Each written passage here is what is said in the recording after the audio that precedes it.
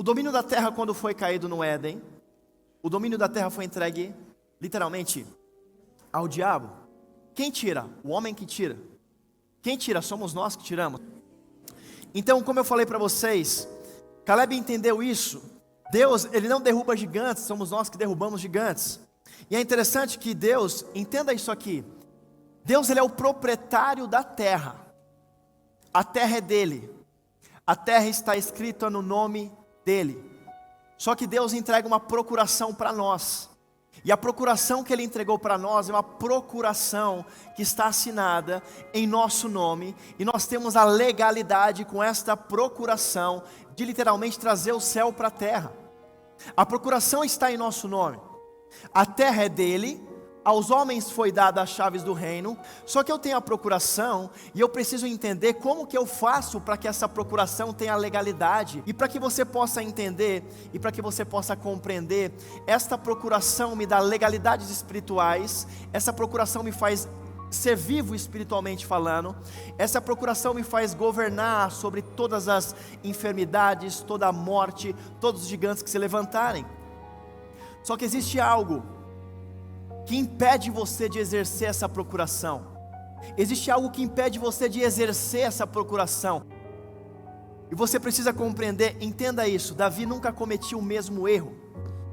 Tudo que recebo por validação, eu começo a fazer pela minha própria vontade.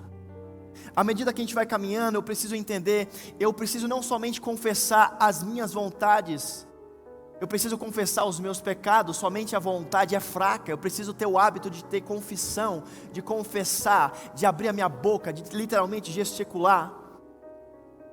Entenda, durante a nossa jornada aqui, você precisa entender que durante a sua jornada chamada vida, você vai ter que cuidar dos teus sentidos. Piero, como isso?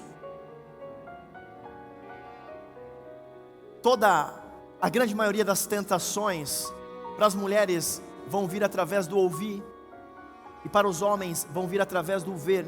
Ou seja, o sentido do ouvir, a audição. Eva foi setada na audição, ao ouvir, iria ouvir constantemente a serpente. Aquilo tomou conta da tua alma, aquilo literalmente governou a tua alma, e ela caiu. O homem, ele é corrompido pela tua visão. Aquilo que ele vê automaticamente gera um instinto no coração, na mente dele, no coração dele, e o comportamento dele passa a ser um comportamento diferente ao comportamento do que Deus imaginou para o homem. Então entenda uma coisa, antes de aceitar Jesus na sua vida, quem governa a sua vida é a alma. Só que, entenda, preste atenção nisso, isso vai acontecer diariamente. Isso não vai acontecer algum momento ou em outro momento, vai acontecer constantemente. Alma versus espírito. Porque seu espírito acordou, ele estava morto, ele estava dormindo, agora ele acordou, e agora ele quer literalmente ter vida, e ele precisa literalmente governar. E aí você precisa compreender o que está governando sobre você, porque a tua alma tem vontades. E é só você se perguntar, peraí, essa vontade que eu estou tendo agora representa o meu espírito, a presença do Espírito Santo, ou uma vontade, um desejo da minha carne e da minha alma? Isso vai servir para tudo, gente. Então preste bem atenção, duas coisas não ocupam exatamente o mesmo espaço. Não tem como você querer ocupar, não tem como, é impossível. É impossível duas coisas ocuparem o mesmo espaço. Entenda, o pecado, se ele mora dentro de você, ele precisa sair para que Deus possa ocupar o lugar dele. Ao mesmo tempo, se Deus está habitando dentro de você, ele, o pecado, não pode habitar dentro de você. Ele vai querer habitar, mas aí você coloca ele para dormir. Então você precisa entender, para que o novo possa entrar, o velho tem que sair. E essa mensagem, entenda, essa mensagem, quando eu vou para Romanos capítulo 7, versículo 18, vai dizer assim: porque eu sei que em mim, isto é, na minha carne, não habita bem algum, e com efeito o querer está em mim, mas não consigo fazer o bem, porque não faço o bem que quero, mas o mal que não quero eu faço. Ora, eu faço o que não quero, já que não faço eu, mas o pecado que habita em mim. O que tem nessa mensagem? Se você entender que na origem o homem caiu através de um pecado, nós precisamos entender que quando nós nascemos já pecadores. Nós somos todos pecadores. E a única coisa que separa o homem de Deus é pecado. A única coisa que vai separar você da intimidade com Deus é o pecado, ou os pecados. Não tem jeito, não existe nada que vai separar você de Deus, somente o pecado, ou os pecados. Por isso que a Bíblia vai dizer para que a gente possa se examinar, examine-se o homem a si mesmo.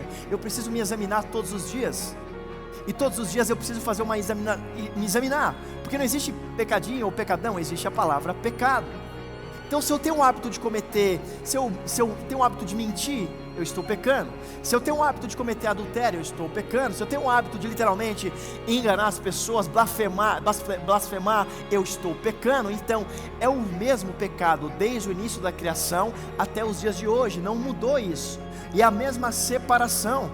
Então, dentro dessa mesma mensagem, quando eu vou aqui para Romanos, capítulo 8, o versículo 5 a 8, a palavra vai dizer assim: porque os que são segundo a carne, inclinam-se para as coisas da carne. Em outras palavras, os que são segundo a alma, vão se inclinar para as coisas da alma. Mas os que são segundo o Espírito, para as coisas do Espírito. Por quê?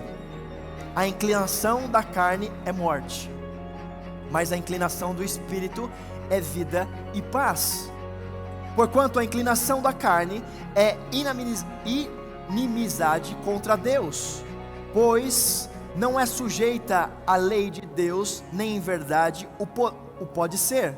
Portanto, os que estão na carne não podem agradar a Deus.